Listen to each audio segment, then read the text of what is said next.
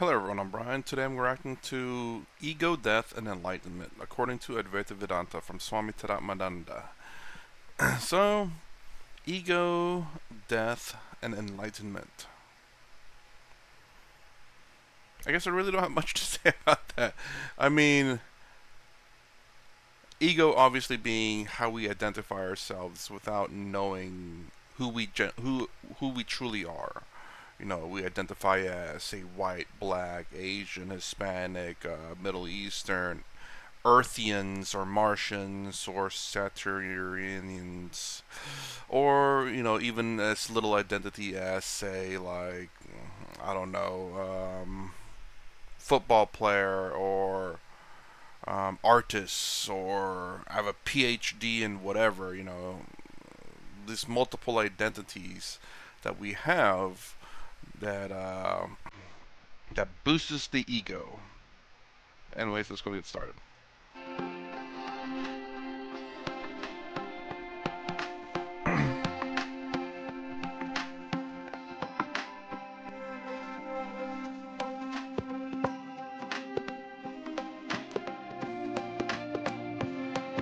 Oh, it's part one.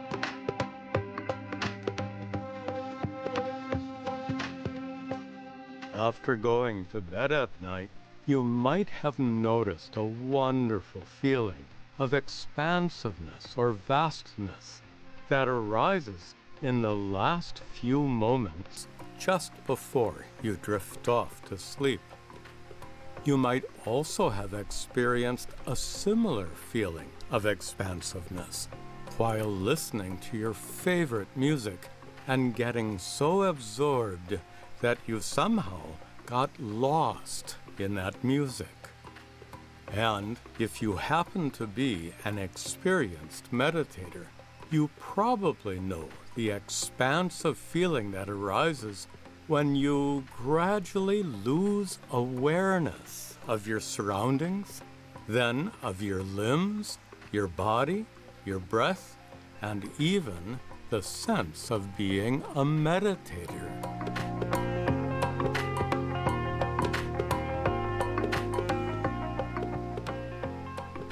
These expansive experiences all have one important feature in common. They're produced by the temporary loss or dissolution of your ego, your sense of individuality, your feeling of being you, a particular person. To lose your ego is surprisingly enjoyable and even alluring. That's why we all love to slip away into the blissful silence of dreamless sleep, a state that's completely egoless. It's weird that he said dreamless, though. Dreamless sleep. There's nothing wrong with dreaming in your sleep, right? It's not like you wake up more tired. It's like, oh my gosh, I had so many dreams. I couldn't really get any rest because of my dreams. I mean, am I wrong in that? I don't know. I never thought about, like, dreamless sleep is more pleasurable than dream sleep. I mean, at least according to what the scientists have said, that we do have like 2 to 3 dreams every night. Every night, they said. I mean, that seems improbable. Maybe there are a few people out there who probably did miss a day of dreaming. But we don't. Most of the time, we don't remember them, and this is something that's just that happens, I guess, naturally because what your brain's doing while you're asleep. It just so happens to conjure up, stuff. But is dreamless sleep better than no dream sleep? I don't. I don't know. It's just really weird when it's a dreamless sleep. Let's rewind that real quick.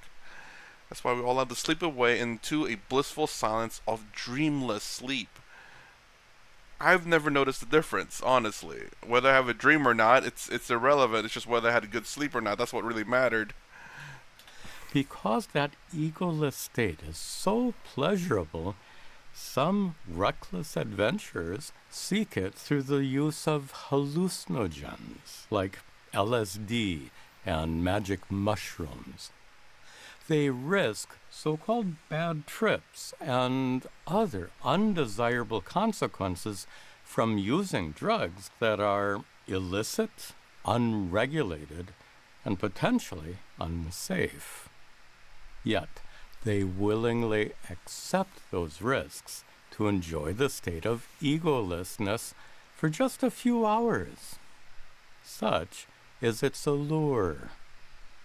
So, if temporarily losing your ego is so wonderful, then is its long-term loss or permanent destruction even better? Permanent loss of the ego is sometimes described as ego death. Some spiritual teachers say that you can achieve ego death through intense spiritual practice. They call it ahankara nasha, destruction of the ego.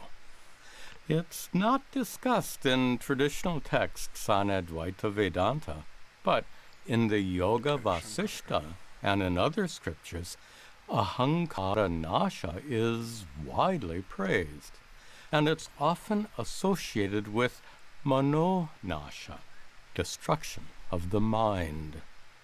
These teachings can be easily misunderstood, especially when they're taken out of context. That's what I was just thinking that in my head. I was like, man, could you imagine talking to a Westerner? It's like, we're going to destroy your mind. Your mind is so evil. You don't need your mind. It's like, whoa, whoa, whoa, whoa. I needed to think. I need to make rational decisions. What are you talking about here? I don't want to be brain dead. So, in this video, we'll explore the topic of ego death thoroughly from the perspective of Advaita Vedanta.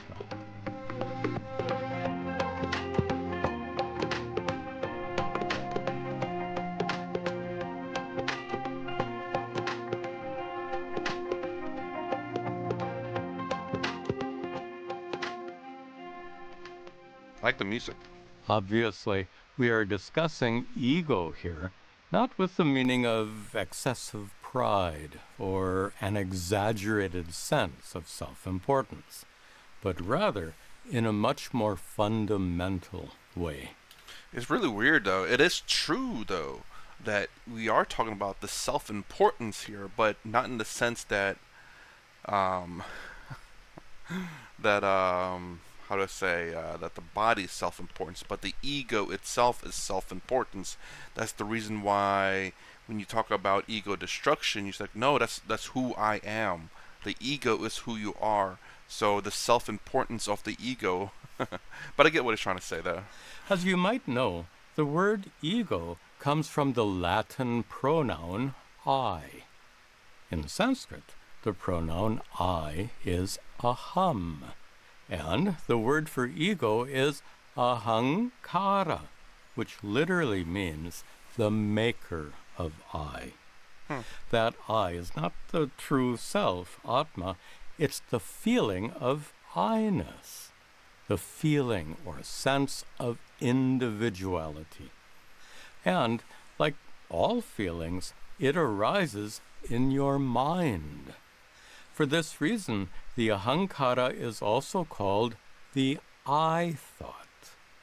Most mental activities, like thoughts, emotions, and perceptions, come and go throughout the day.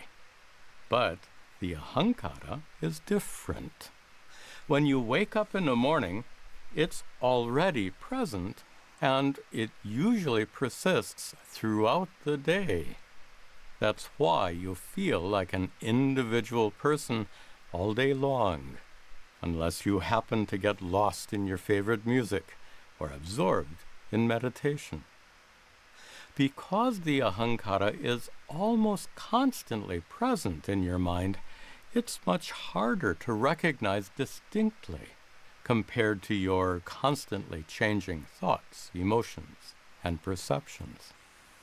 That's why the I thought is best recognized not by its presence, but by its absence, like in the examples we've discussed. I've explained ahankara much more elaborately in an earlier video that you can watch using the link below. Now, consider this.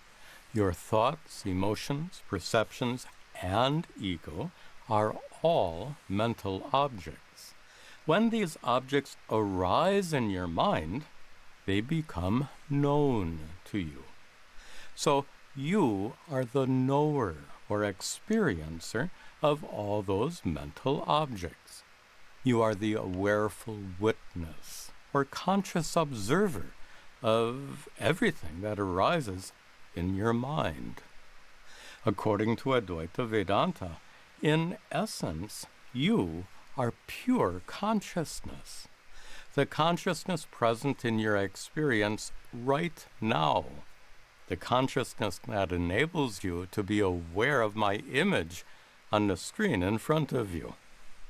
Simply put, you are a conscious being, and consciousness is your essential nature, your true self, Atma. Whenever you use the word I, that pronoun really refers to your true self, pure consciousness. But when you meet someone for the first time, you don't introduce yourself by saying, I am pure consciousness, even though that's completely true. Instead, you say, I am so-and-so. I live in a certain place. I'm a doctor, an engineer, or a homemaker. So instead of saying who you really are, you refer to yourself using a name given by your parents, a place where you just happen to live, and an occupation that fills your time. Yet, these details about you are actually incidental and even arbitrary. They don't refer to you in a fundamental way as a conscious being. It seems as though the pronoun I gets hijacked, so to speak. It gets redirected away from your true self, Atma, and towards all those incidental details about you. But I mean, to be fair though, like, imagine if we all know who. I mean, let's see. I was gonna say, imagine if we all know who we truly are, the Atma Brahman, right? Pure consciousness. You don't go up there as, hi, I'm pure consciousness. It's like, yeah, I know that. I am too. So it's kind of like, why repeat what's already known? Why not say something that's unknown? And again, I'm making a little bit of, not really a pushback, just kind of like, well, there's a kind of a reason why we do this is because, well, one, I know he's trying to say that we don't know who we truly are, but let's do the reverse where we know who we truly are, yet we're still playing in Maya. So we know that everyone in the world knows that there truly are Atma Brahman, the pure consciousness. Then we don't need to say that. It's like, hi, I'm pure consciousness, and you are pure consciousness. Okay, like like we say our names as a way to identify the individuals separate from each other. That way, it's like, oh, are you the pure consciousness that I met last week? Because his name was Pure Consciousness, but we had so much fun. Do you know the pure consciousness? It's like, yeah, I do. It's like, but the pure consciousness that I met last week. So I'm being nitpicky there, but I hope you understand the reasoning behind this individuality type state, so that we can identify the I guess the falsehood of who we are. It's really hard to go. How do I say this? Like the absolute and the objective reality. Absolute reality is that everything's pure consciousness, nothing else. There's nothing else that is outside of that. And then to go to the objective reality, where we're individual beings and there are realities in Maya itself, the play in Maya. You know, we have to understand the distinction between the both and be able to play in both parts. I think, in a way, we just have the biggest problem with ego and identity is that we use it as a weapon against each other. That is the problem, in my opinion. There's nothing wrong with individual identities. It's just a sheer fact when you start using it, it's like, oh, I'm this and you're not this. You're my enemy. I'm going to start attacking you because you're not this. It's like, that's not the point. The individuality that we have in Maya is to me anyway. It's meant more of a way to get to know each other, to know that there are differences in the world, and being able to accept most of those differences, not all, because there are some differences in the world that are just generally terrible. I hate to say that, because then that creates a split, but we have to look at the realities of the world. Like, there are people out there who believe that people should be in cages. That's not the right way to think. Again, using it as a weapon. But again, my I don't know if you call it philosophy or not. It's that um, you have a right to your ideas, your view, and all that. You have no right to force those ideas on other people. So if your ideas are forcing people to do something you don't want to do, then it's not a good idea. You can do whatever you want with yourself. You can do whatever you want with people who are willing to accept what your ideas are, but you have no right to force them onto people who do not want those ideas. So that's the reason why I say that generally speaking, that most how do hold this? Generally speaking, we can accept other people's ideas so long as they're not forced upon it. You can talk to people, convince them, and whatnot. But the problem begins when we start forcing these ideas on other people, forcing our identities on other people, instead of accepting these identities as something different from us, and that we can share and but play together in, I suppose, if we're willing. The culprit of this metaphoric hijacking is the ahankara, your ego. The ahankara associates you with your personal identity, an identity that includes your name, your address, your occupation, and millions of other facts about you. Real quick, and I get the reason for Advaita Vedanta to remove all these identities, because we look at these identities as ways of attacking each other. So to me, that is where the problem lies. It's using that identity as a weapon. So in order to stop that, we just merely identify as pure consciousness, which has no other identity. And when you cannot distinguish yourself from another person, there's no separation, there's no differences. Therefore, if you cannot accept that person, you cannot accept yourself, because that person and you are one and the same. So to eliminate, what is it? Again, the identity, the separation, the distinction, the differences between people, because these things has a potentiality to cause issues. We remove all these identities. And I agree to some degree with that, but at the same time, we need to look at the actual problem, which is, identities within themselves aren't necessarily bad. It's the people who uses those identities as weapons against other people. That's where the problem is. You have two people in the one room, and the exact same, somewhat the exact same people in the other room. They both have the same identities, just different people. One finds a way to connect with another person. The other one, with the exact same identities, finds a way to war with each other.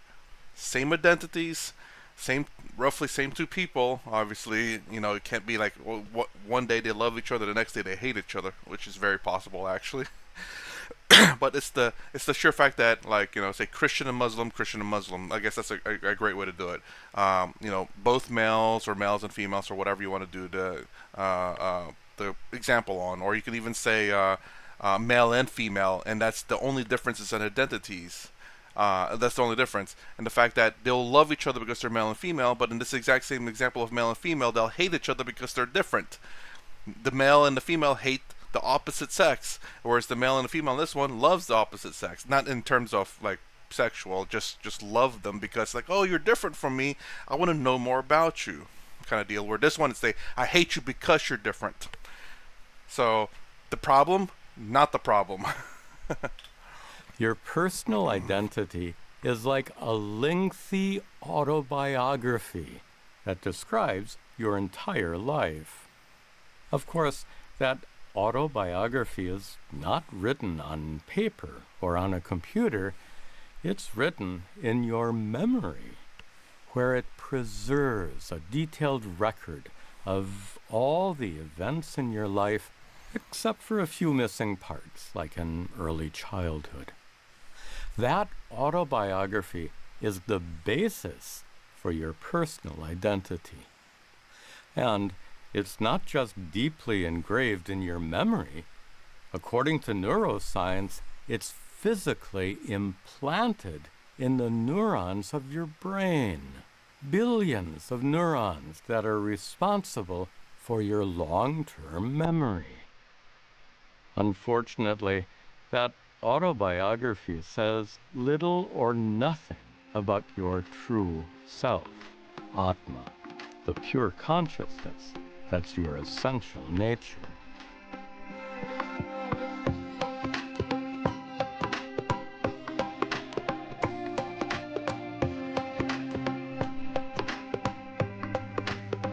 Yeah, that memory just talks about what you've experienced and what you found favorable or disfavorable.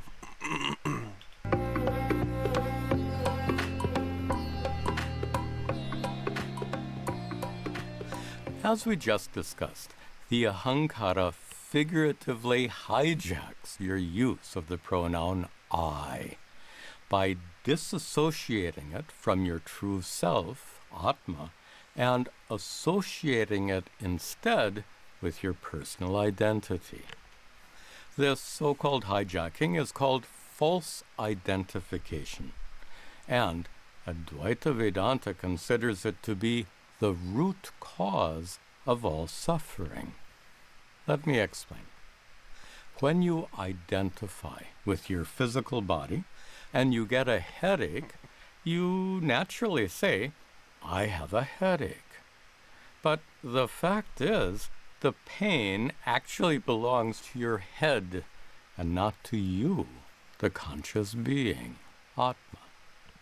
You are the knower of the pain. Pain is a perception that arises in your mind and is observed by you, the awareful witness. Yet, when you identify with your body, you wrongly conclude that the pain belongs to you. As a result, it robs you of contentment and makes you feel miserable. Pain is just a sensation, like warmth or coolness. On the other hand, feelings of discontentment and misery are not sensations. I'll say this. Don't get me wrong. Like Swami Sarvarpiyananda, Sadhguru, and even Swami Tadatmananda says that obviously you're still responsible for it, even though it's not you. Be mindful, be responsible for your body. If you do have a headache, just understand that it's not who you are truly who you are truly is not suffering from that, but your body is. And do take care of your body. Doesn't mean he's not trying to say. I think most people know this, but I just want to make sure that if you're suffering, if your body's suffering, take good care of it. Be responsible. The body's part of the objective reality, and use objective reality to kind of help the body. Obviously, there are like mental issues and stuff that are not that even I don't want to say Advaita Vedanta is not part of the objective reality, but it's part of the absolute reality. But Advaita Vedanta itself is part of the objective reality, trying to teach you about the. I'm sorry, yeah, objective reality, trying to teach you about the absolute reality of who you are. So even that can help you with mental health issues as well as potentially physical issues. I mean, most medicine is just helping your body recover, but your body's the one that's doing most of the work. Obviously, like limbs lost, surgery, and all that. Your body cannot regenerate a limb, but if done, well, not if done right, not an, if done within a specific time frame, they could probably sew your arm back on, and then you can get majority of the function back of your arms and your limbs. So in that sense, the medicine actually helped your body that your body couldn't do originally. I mean, obviously, the only thing to do is just sew your arm back on, and it's up to your body whether it reconnects everything or not. So, the medicine will do their best to do it, but your body ultimately does the decision whether it connects everything. I just want to make that distinction because, you know, I understand that we're trying to disconnect ourselves from the body, but we also have to understand that this is still our responsibility. They're forms of suffering.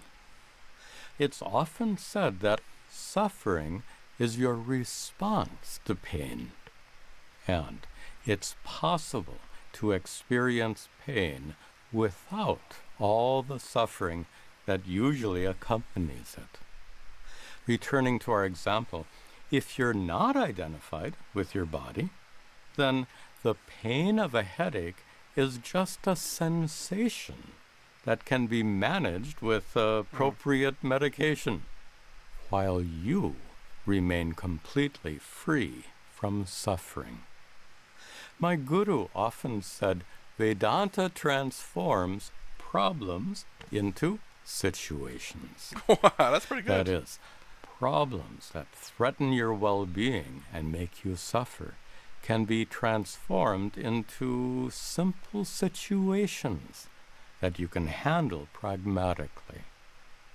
More than that, with the help of Advaita Vedanta's teachings, you can engage yourself in a profound process of self-inquiry and undertake an inner journey that can eventually lead you to discover that your essential nature as pure consciousness remains utterly unaffected by the problems of your body, your mind, and the world around you. This discovery can free you from all suffering. But merely believing that your true nature remains utterly unaffected is not enough. Nor is it sufficient to simply understand that conceptually. Freedom from suffering is the result of the personal discovery of your true nature through a process of self-inquiry, a process that culminates in enlightenment. That momentous discovery leads to a life-changing transformation, and it adds a very special new chapter to the autobiography ingrained in your memory and implanted in your neurons. After discovering your true nature, your use of the pronoun I will no longer refer to the personal identity that's recorded in the prior chapters of that autobiography. Instead, the pronoun I will now refer to your true self, Atma. Yet a problem remains here. Our minds are highly habitual by nature, so it's unrealistic to think that identification with your body and mind that has persisted for decades will simply come to a stop in an instant. Like cows habitually return to their cowshed after grazing in the pasture, your I thought can habitually return to its prior association with your body, mind, and personal identity. This habitual identification is likely to remain even after you discover your true nature. To overcome that habitual identification, Advaita Vedanta prescribes a process of assimilation. The initial discovery of your true nature must be fully integrated, and integrated not just into your mind, but into your neurons as well. The practice of Vedantic contemplation, nididhyasana, is meant to help you assimilate your discovery and overcome any remaining habitual identification. With sufficient practice, your ahankara will become steadfastly associated with pure consciousness, Satchidananda Atma, unborn, uncreated, limitless, and utterly untouched by suffering. To understand this process of assimilation better, please watch my video on nididhyasana, linked below. You might wonder, after gaining enlightenment, what happens to all the other chapters of your autobiography? chapters recorded previously. Fortunately, they remain safely embedded in your mind and neurons, enabling you to introduce yourself appropriately when you meet someone new.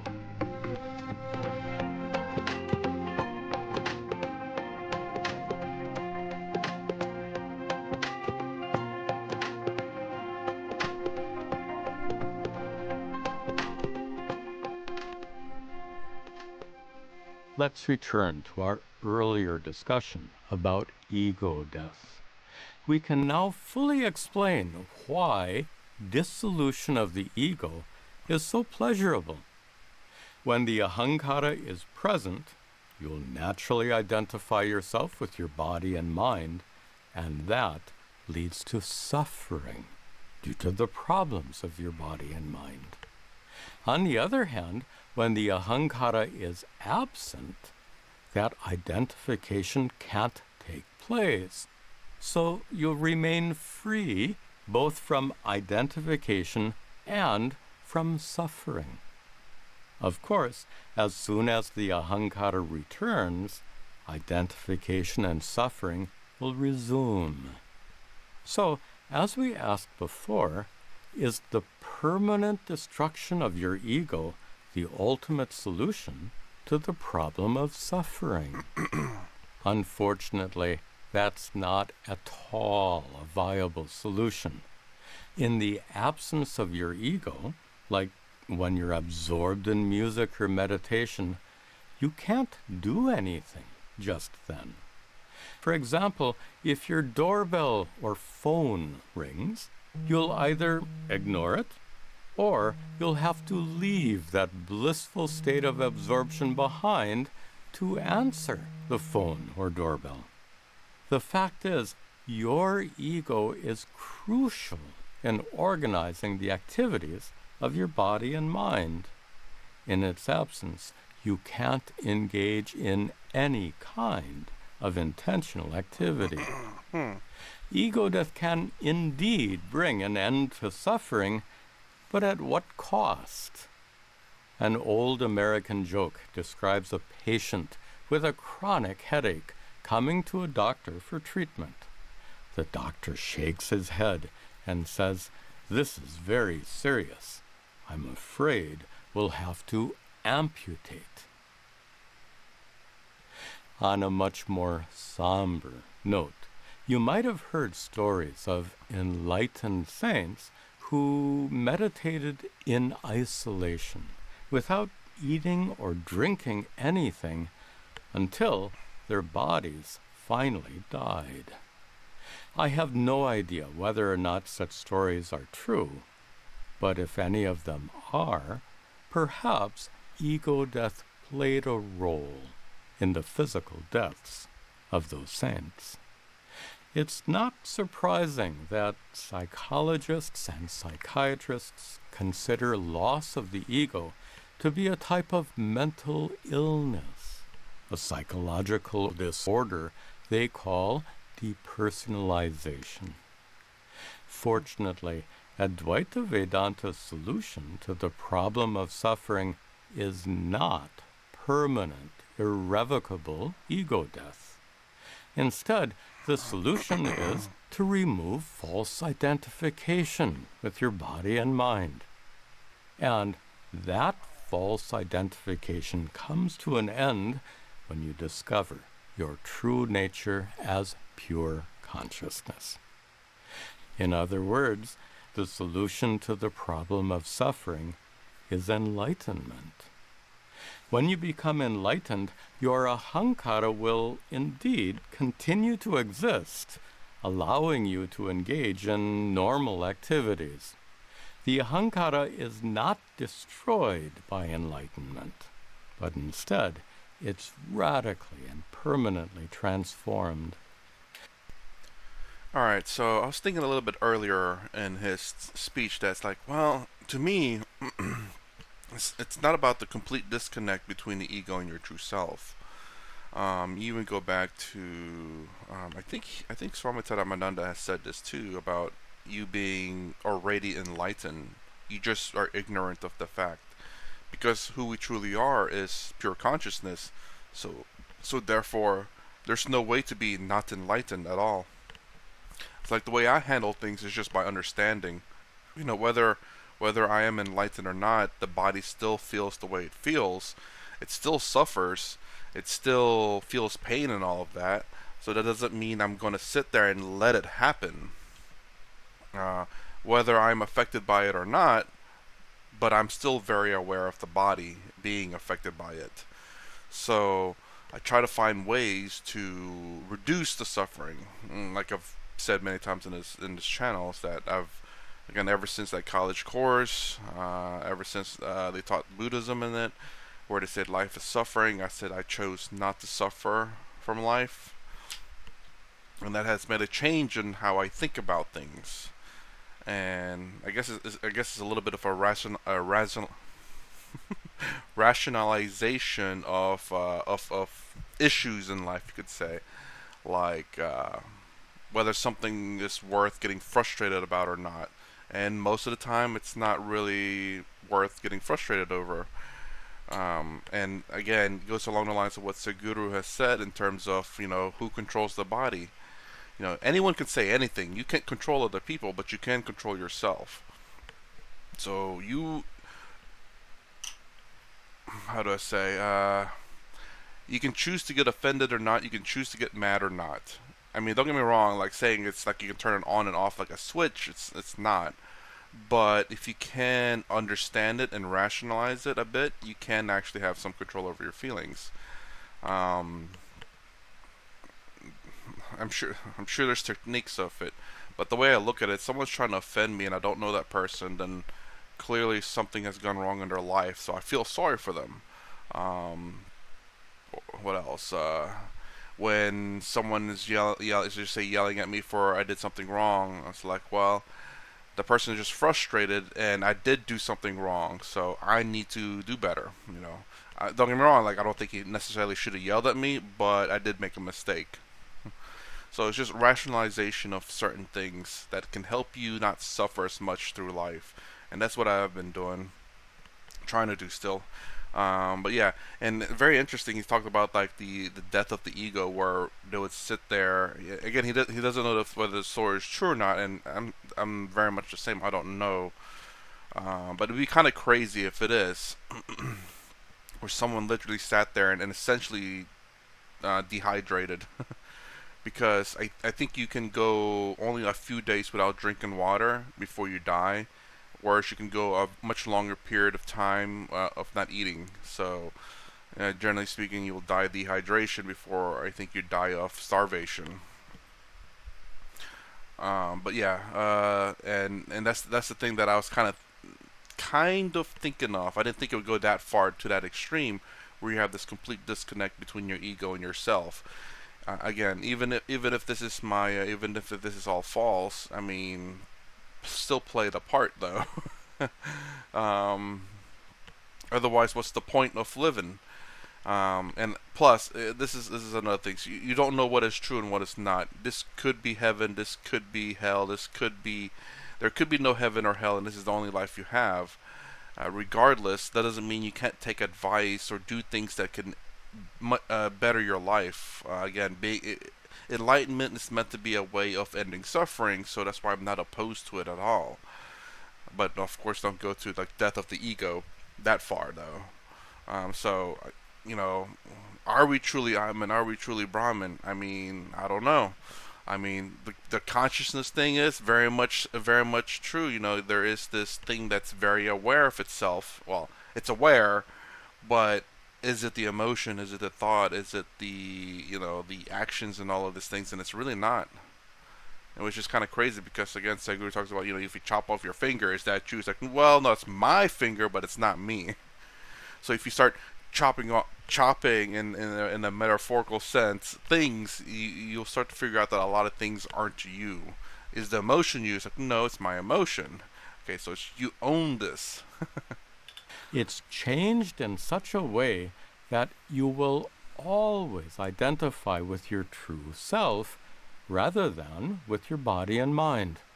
For this reason, There's no need to constantly think or remind yourself, I am pure consciousness. I am pure consciousness.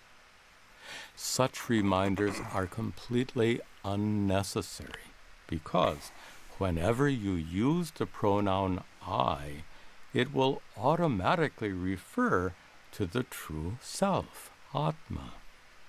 An ego that's been transformed in this way is sometimes called an enlightened ego. Enlightened because it can only refer to pure consciousness, Atma, and never to your body, mind, or personal identity. Vedantic scholars often compare an enlightened ego to a burnt seed, a seed that can no longer germinate. When seeds are roasted, you can use them in cooking and eat them, but you can't plant those seeds.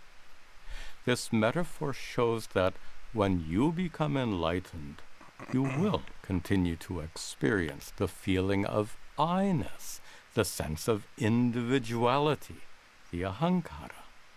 But it will never sprout, so to speak, and develop into false identification and suffering. Enlightenment is not freedom from the feeling of I-ness. Enlightenment is freedom from suffering.